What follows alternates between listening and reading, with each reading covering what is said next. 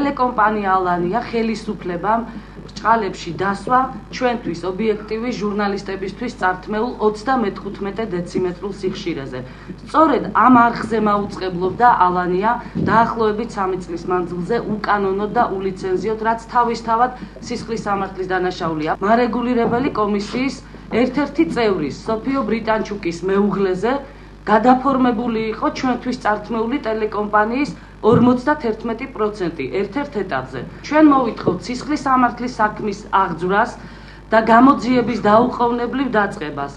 მარეგულირებელი კომისიის წევრის სოფიო ბრიტანჩუკის საქმიანობის ირგვლივ დღეს ჩვენ ერთი სხული შეგვაქვს სააპელაციო საჩივარი და ვაბათილებთ მოსამართლის არგუმენტაციას.